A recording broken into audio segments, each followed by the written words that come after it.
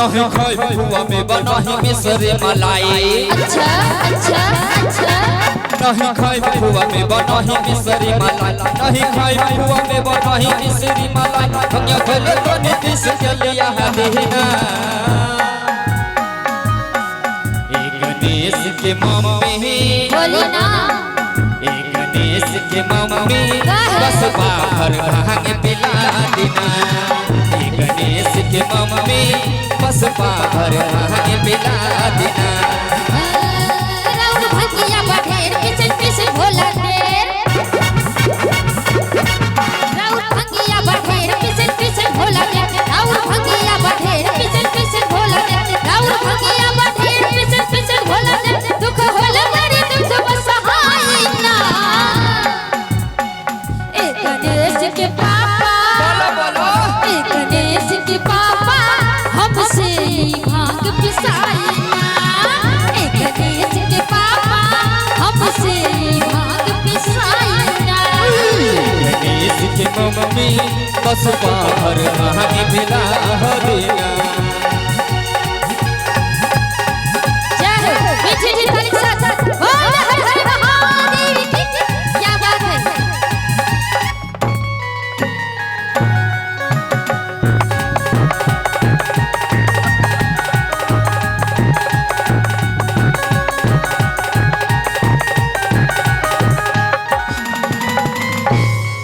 नहीं खाई पुआ मलाई मिसरी। नहीं चितवा से पुआ के स्वाद मिसरी। नहीं खाई पुआ मलाई मिसरी। नहीं चितवा से भंगिया के स्वाद मिसरी। सुनो बतिया हमार नहीं भावे जेने बात हमरा सामने से जल्दी हटा देना। गणेश के मम्मी बोली ना गणेश के मम्मी बस बाहर भांग पिला देना। गणेश के मम्मी बस बाहर भांग पिला देना। ए गणेश के पापा हमसे भांग पिसाई ना। हेलो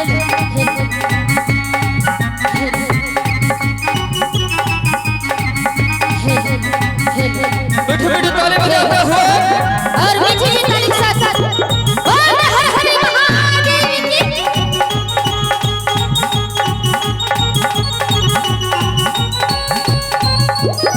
और आइए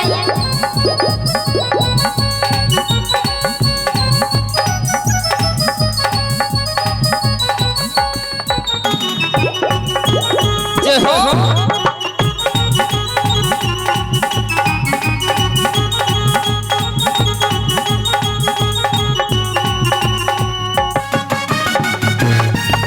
क्या बात है।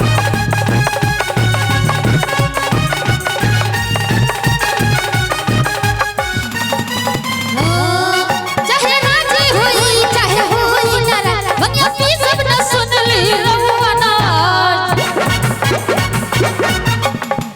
चाहे राजी होई चाहे होई नाराज भंगिया पी सब न सुन ली रहुआना।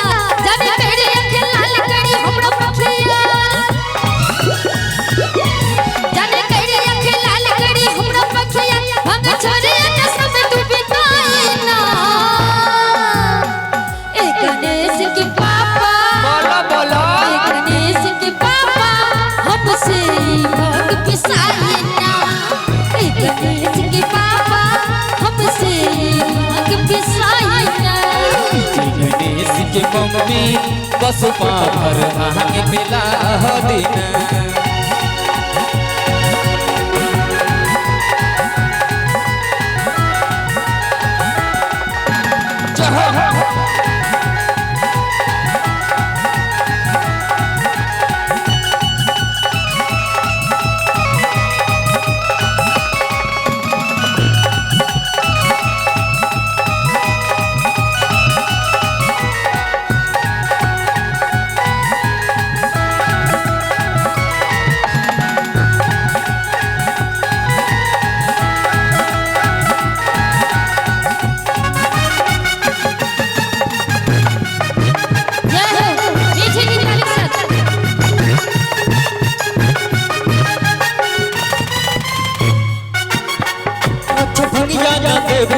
गांजा माला कम मेहनत के काम बाबे जल्दी कला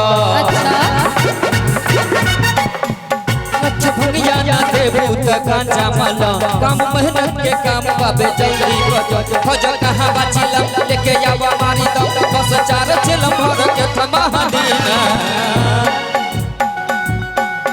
एक गणेश के मम्मी बोलिए ना एक गणेश के मम्मी बस पाभर भांग पिला दीना एक गणेश के मम्मी बस पाभर भांग पिला दीना एक गणेश के पापा हमसे भांग पिसाई ना एक गणेश के मम्मी बस पाभर भांग पिला दीना। हमारे कैमरामैन की इशारा हो रहा है कि और आगे और कहना है क्या क्या भोले भंडारी भांग मांग रहा है। देखिए एक तरह का भोले भंडारी भांग मांग रहा है और बाबू को आज छठियोड़ी है छठी है तो बाबू को यही रहने दीजिए और गोदी में खिलाएंगे और भजन होगा। क्या और कहना है क्या ना हमसे भंगिया हो ना हमसे भंगिया पिसाई गणेश पापा हम नहीं हर जाति बनी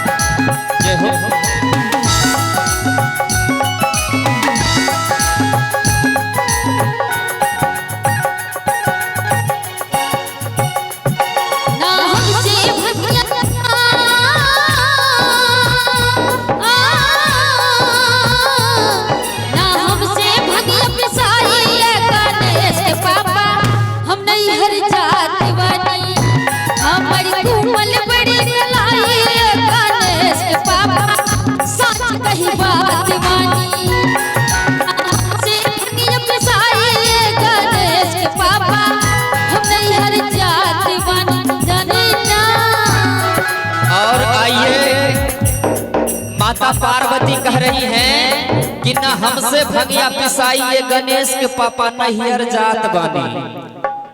अक्सर देखा जाता है कि महिलाएं को अगर थोड़ा सा कष्ट हो जाए तो नहरे जाने की धमकी देगी, हम नहरे चली जे भनी हत्या काम करबे होता है। तो माता पार्वती अब नहर जाने के लिए सोच रही है तो बाबा भोलेनाथ का आपको तो पता ही बाबा भोलेनाथ भी वैसे हैं। बाबा भोलेनाथ क्या कहते हैं आइए श्रवण करते हैं। क्या कहते हैं बाबा भोलेनाथ कहते हैं तू मायके चली जाओगी मैं तुझा ब्याह रचाऊंगा। अच्छा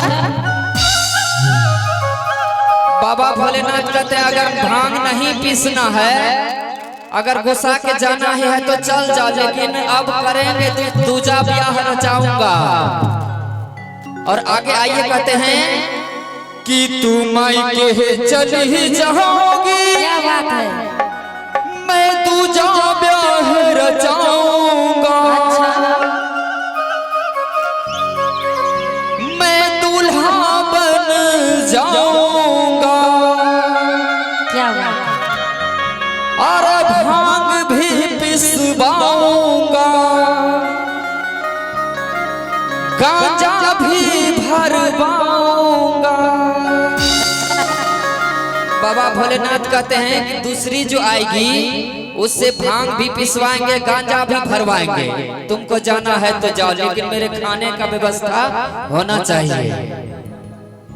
और आगे क्या कहते हैं झूठ बोले विषधर काटे। क्या बात है झूठ बोले विषधर काटे काल विषधर से डरियो। और क्या कहते हैं, मीठी मीठी ताली बजाएंगे तो गाएंगे। कितने लोग ताली बजाएंगे, एक बार हाथ ऊपर करेंगे, हर हर महादेव। और मीठी मीठी ताली बजाते हुए कहेंगे, झूठ बोले विषधर काटे,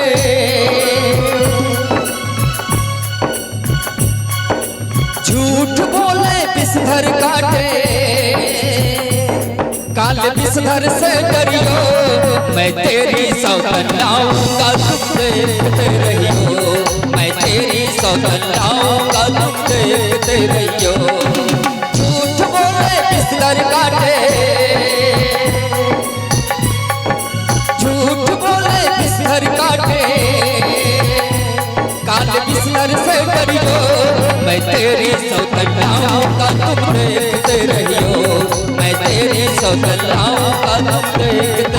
आइए ये सौतन ला दे, अगर भांग पीस करके नहीं देंगे तो सौतन ला देंगे। बाबा भोलेनाथ तो है ही, खाने पीने का जुगाड़ होना चाहिए कि नहीं, आप लोग बताइए। क्या आप सौतन ला देंगे? अगर नहीं भांग पीस करके देंगे तो सौतन ला देंगे। बाबा भोलेनाथ को खाना कौन देंगे कैलाश पर्वत? और आइए कहना है क्या, छोड़ेंगे न हम तेरे साथ हो भोले, मरेंगे दम तक, छोड़ेंगे न हम तेरे साथ हो भोले, मरेंगे दम तक, मरेंगे दम तक, जन्मों जन्म तक, मरेंगे दम तक, जन्मों जन्म तक, जन्मों जन्म तक, सातों जन्म तक, छोड़ेंगे न हम तेरा साथ गोरा, मरते दम तक।